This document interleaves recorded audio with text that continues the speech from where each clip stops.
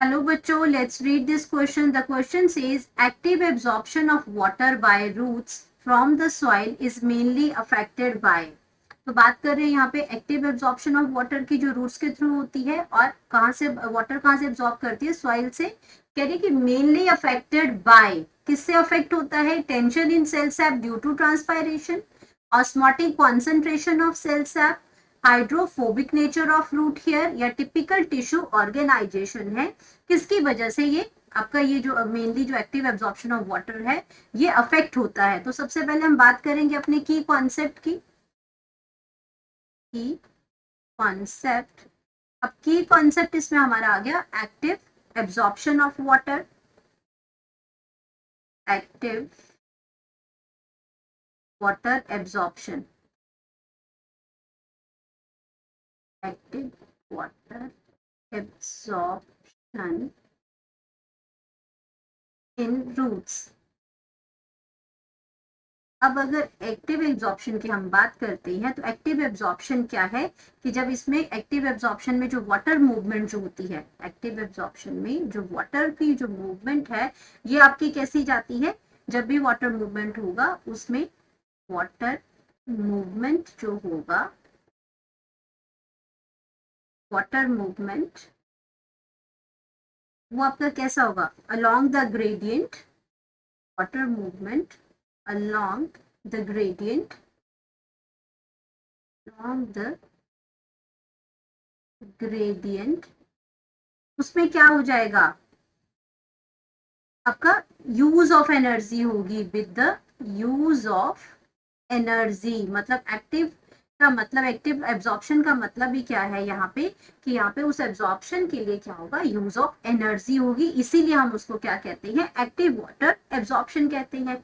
अब ये आपका ये कह रहा है कि मेनली ये अफेक्ट कैसे होता है. तो अगर मैं अपनी ऑप्शंस की बात करती हूँ यहाँ पे, अगर आप मैं फर्स्ट ऑप्शन की बात करती हूँ तो फर्स्ट ऑप्शन में लिखा है कि tension in cell sap due to transpiration. तो अगर मैं ट्रांसपायरेशन की बात करती हूँ यहाँ पे, ट्रांसपायरेशन की बात करती हूँ, अगर वो टेंशन जो क्रिएट हो रही है जाइलम के अंदर, तो आपका ये सेल सैप है. टेंशन इन सेल सैप का मतलब है कि एक उसमें एक मूवमेंट जो हो रही है. तो ट्रांसपायरेशन के अंदर ये जो मूवमेंट हो रही है, जो ट्रांसपायरेशन जो पुल जो लग रहा है, ये आपका क्या है? एक पैसिव एब्जॉर्प्शन है.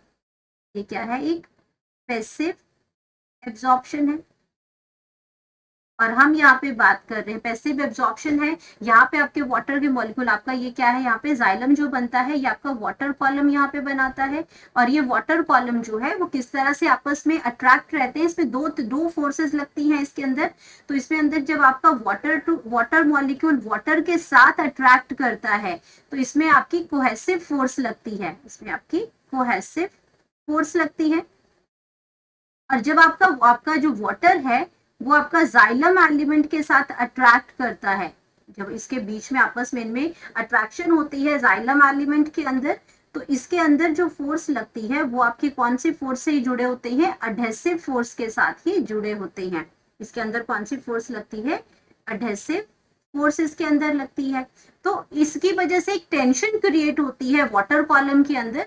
और ये सारा क्या है? एक ट्रांस आपका ये पैसिव प्रोसेस है. तो ये ऑप्शन तो आपकी नहीं लगेगी. अब हम बात करते हैं osmotic concentration of cell sap की. तो अगर मैं इस ऑप्शन की बात करती हूँ ऑस्मोटिक की, तो जो ऑस्मोटिक प्रेशर जो है, ऑस्मोटिक प्रेशर की जो मूवमेंट की अगर मैं बात करती हूँ तो ऑस्मोटिक प्रेशर क्या है? Osmotic pressure. तो ऑस्मोटिक प्रेशर में हम बात करेंगे कि movement of solute molecules, movement of solute molecules. और इसमें solute movement of solute particles, ये आपके मूवमेंट कैसे करते हैं? From low concentration to low to high concentration. ये आपके कैसे मूव करते हैं? Low to high concentration. तो जब आपका लो टू हाई कॉन्सेंट्रेशन आती है तो वहां पे एनर्जी की जरूरत पड़ती है. तो ये एनर्जी कंज्यूमिंग प्रोसेस है. तो आपका क्या कर रहा है? एनर्जी को कंज्यूम करेगा. तो यहाँ पे हम इसी की बात कर रहे हैं एक्टिव एब्जॉर्प्शन में, जहाँ एनर्जी का कंजप्शन हो रहा है. और ऑस्मोटिक कॉन्सेंट्रेशन में ऑस्मोटिक प्रेशर की वजह से आपका ये वाटर का एब्जॉर्प्शन होता है, क्योंकि ये लो टू हाई कॉन्सेंट्रेशन में ये मूव करते हैं, तो वाटर मूव करेगा आपका, तो हमारे पास ये आपकी क्या हो जाएगी, करेक्ट ऑप्शन आ जाएगी यहाँ पे। एंड अगर आप थर्ड ऑप्शन की बात करते हैं, थर्ड ऑप्शन में लिखा है कि hydrophobic nature of root hair, तो यहाँ पे अगर मैं हाइड्रोफोबिक की बात करती हूँ, ये वाटर रिपेलेंट होता है, तो ये ऑप्शन वैसे ही गलत हो जाती है। हाइड्रोफोबिक, हाइड्रोफोबिक का मतलब है वाटर रिपेलेंट, अगर आपकी रूट्स वाटर रिपेलेंट हो जाएंगी तो आपका क्या करेंगी, ये वाटर को एब्जॉर्ब कैसे करेंगी, तो एक्टिव और पैसिव एब्जॉर्प्शन की तो बात ही नहीं रह जाती है उसमें, तो ये वाटर रिपेलेंट हो जाएगी, वाटर से दूर भागेगी, तो ये ऑप्शन भी आपकी रॉन्ग हो गई है।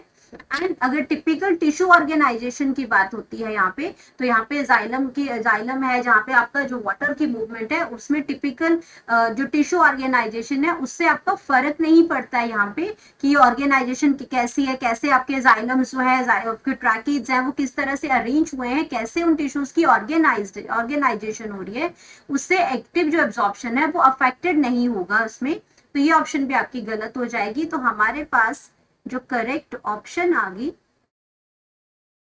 करेक्ट ऑप्शन जो हमारे पास है वो है बी, जो आपका एक्टिव एब्जॉर्प्शन है वो आपका अगर जब रूट्स के थ्रू होता है तो वो उसमें affected by osmotic concentration of cell sap से अफेक्ट होता है।